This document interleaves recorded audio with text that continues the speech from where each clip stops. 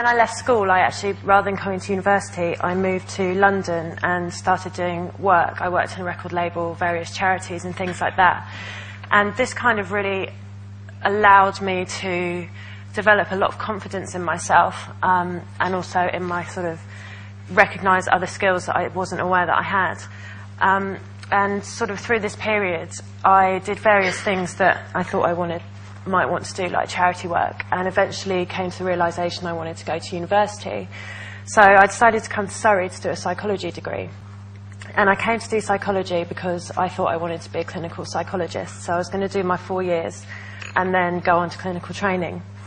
When I came to university, because I guess I'd worked beforehand, I knew that I didn't want to come here and just do my course. I knew I wanted to get a real kind of higher education experience and see what other opportunities there were for me to continue to develop my CV.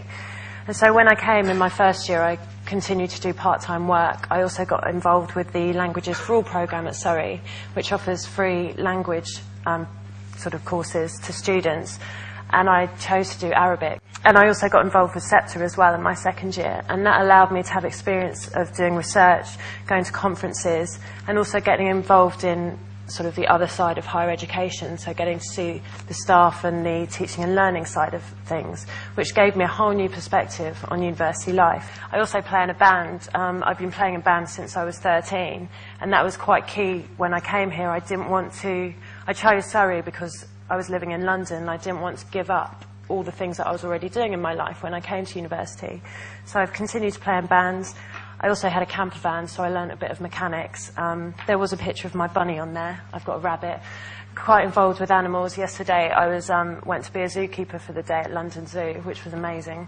I've also done quite a lot of travelling, and that's really important to me because it's allowed me to kind of be exposed to other cultures, and the places I've travelled have been quite bizarre, and it's kind of really taught me how to think on my feet, how to engage in foreign situations, and how to interact with other cultures and become really interested, which has allowed me to come to Surrey, which is we've got quite an international student body here, and that was one of the reasons I chose it. And there's some really good cultural programs that I've been involved in here, and it's kind of added to the reasons that I've done travelling and sort of contributed to why I would like to continue to travel. So I guess, you know, I've continued to do a lot of things that I was doing before when I came to university. You know, I've continued to do part-time work, learning languages, charity work, conferences, travel, all these things which I think are really important, because not only for me do they balance out kind of the intellectual academic work, but they're the things that really I have a passion for. And I find that when I continue to do things I'm interested in, it kind of gives me more motivation and more passion to engage in my academic programme. And it's also allowed me to meet a whole load of people that I wouldn't have met otherwise. And that's kind of opened up my eyes to a whole other areas of the university and other interests and things that are available to people. When I came to university, I wanted to do my clinical psychology sort of after my degree. And then through my extracurricular activities, I've actually realised throughout the course of my 4 years that clinical psychology probably isn't for me. Because partly I went and did a placement at Broadmoor before doing my placement at SEPTA, and that showed me that kind of NHS wasn't the place that I wanted to work, and instead I'm more interested in research. And I've also done a few part-time jobs involving children with autism, and all of those extra activities have allowed me to look differently at the field of psychology and what other options are available to me. And it's really changed my perspective on what I actually want to do when finishing university.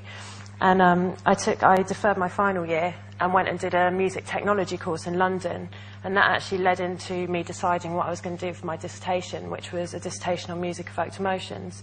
And through that process, I was invited to apply for funding, and I've applied for a PhD funding, which I've been accepted for. So it's kind of, I guess what I'm trying to say is that my experiences outside of my academic programme have helped me understand what I'm good at, what I enjoy doing, and help me decide what I want to do with my future rather than my academic programme.